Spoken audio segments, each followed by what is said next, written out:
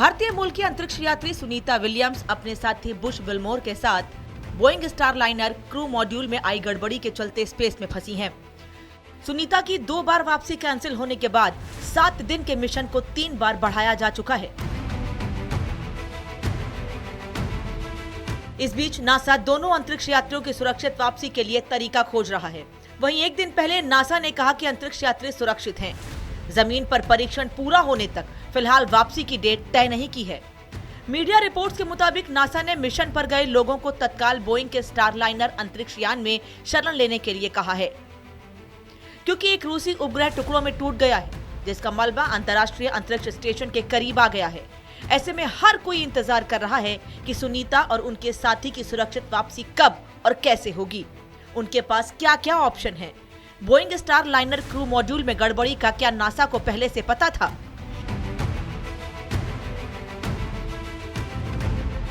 वापसी के लिए स्पेस स्टेशन से धरती तक कितने घंटे लगेंगे? सुनीता विलियम्स और बुश विल्मोर के पास क्या रास्ते हैं? अंतरिक्ष यात्री सुनीता और विल्मोर पहले एस्ट्रोनॉट्स हैं जो एटलस वी रॉकेट के जरिए स्पेस ट्रैवल पर भेजे गए हैं। इस मिशन के दौरान उन्हें स्पेसक्राफ्ट को मैनुअली उड़ाना था। एस्ट्रोनॉट्स को स्पेस स्टेशन पर 8 दिन रुककर रिसर्च और एक्सपेरिमेंट करने थे।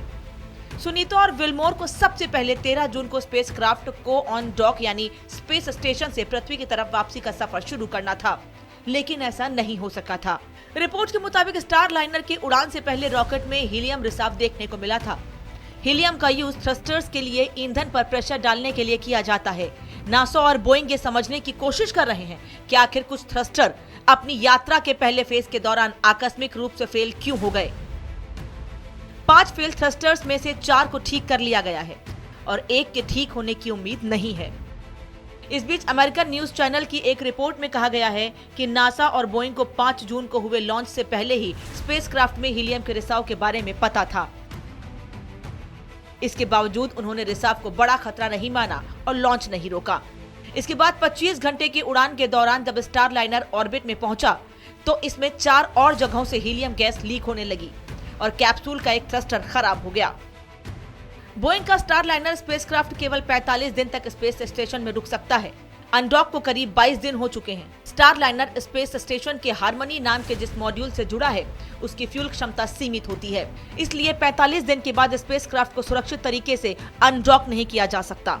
इस समय सीमा के पूरा होने के बाद सुनीता और विल्मोर को दूसरे एयरक्राफ्ट से वापस लाने की व्यवस्था करनी होगी। ऐसे में स्पेस एक्स का क्रू ड्रैगन और रूसी स्पेसक्राफ्ट सोयूज दोनों एस्ट्रोनॉट्स को वापस धरती पर ला सकते हैं। इन्हें इस तरह डिजाइन किया गया है कि ये तय समय पर लॉन्च किए जा सकें। इधर नासा के वाणिज्यिक क्रू कार्यक्रम मैनेजर स्टीव स्टिच ने कहा कि हमें अंतरिक्ष यात्रियों को वापस लाने की कोई जल्दी नहीं है। मिशन की अधिकतम अवधि को 45 दिनों से बढ़ाकर 90 दिन करने पर विचार कर रही है। दूसरी ओर नासा ने उन दावों का खंडन किया है कि दोनों एस्ट्रोनॉट्स स्पेस में फंसे हुए हैं। नासा के मुताबिक स्पेसक्राफ्ट को अभी भी अनडॉक किया जा सकता है।